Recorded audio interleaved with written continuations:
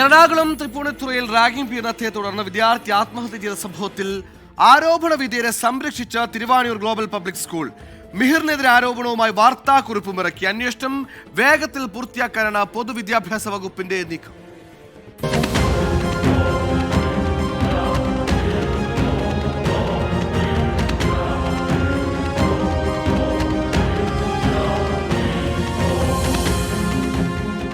മിഹിർ ഫ്ളാറ്റിൽ നിന്നും ചാടി ആത്മഹത്യ ചെയ്ത സംഭവത്തിൽ പൊതുവിദ്യാഭ്യാസ വകുപ്പും പോലീസും അന്വേഷണം നടത്തുന്നതിനിടെയാണ് ആരോപണ വിധേയരായ കുട്ടികളെ ഉൾപ്പെടെ വെള്ളപൂശിക്കൊണ്ട് സ്കൂൾ അധികൃതർ വാർത്താക്കുറിപ്പ് പുറത്തിറക്കിയത്.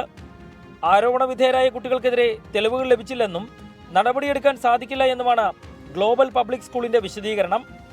മിഹിർ സ്ഥിരം പ്രശ്നക്കാരനാണ് എന്ന രീതിയിലുള്ള പരാമർശങ്ങളും വാർത്താക്കുറിപ്പിൽ ഉൾപ്പെടുത്തിയിട്ടുണ്ട്.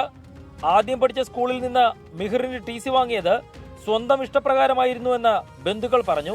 TC നമ്മൾ പേരൻസിന്റെ ഇഷ്ടത്തിന് വാങ്ങിയത്, അതായത് നമ്മൾ ഫോഴ്സ് ചെയ്തിട്ടാണ് ആ TC നമുക്ക് തന്നത്. അവര് നമ്മളോട് അവിടെ കണ്ടിന്യൂ ചെയ്യാൻ വേണ്ടി പറഞ്ഞതാണ്, അല്ലാതെ അവർ TC തന്നതല്ല, നമ്മൾ എടുത്തതാണ് TC. സഹപാഠികൾ ഉൾപ്പെടെ രൂപീകരിച്ച ഇൻസ്റ്റഗ്രാം ഗ്രൂപ്പിൽ മിഹിർ നേരിട്ട പീഡനങ്ങളെക്കുറിച്ച് ചർച്ചകളും നടന്നിട്ടുണ്ട്. ഇത്തരം പ്രത്യക്ഷമായ തെളിവുകൾ നിലനിൽക്കെയാണ് സ്കൂൾ അധികൃതർ സംഭവത്തെ വെള്ളപൂശുന്നത്. സ്കൂളിലെ അധ്യാപകർക്ക് പലർക്കും അധ്യാപന യോഗ്യതകൾ ഇല്ലെന്ന വിവരവും പുറത്തു വരുന്നുണ്ട്. പൊതുവിദ്യാഭ്യാസ ഡയറക്ടറുടെ തെളിവെടുപ്പിൽ തന്റെ മകന് നേരിട്ട പീഡന വിവരങ്ങൾ മാതാവ് തെളിവായി നൽകിയിരുന്നു. വരും ദിവസങ്ങളിൽ കൂടുതൽ കുട്ടികൾ സ്കൂളിൽ നടന്ന പീഡനങ്ങളെക്കുറിച്ച് വിവരങ്ങൾ പുറത്തു പറയുമെന്നാണ് മിഹിറിന്റെ ബന്ധുക്കളും വ്യക്തമാക്കുന്നത്. 24 കൊച്ചി.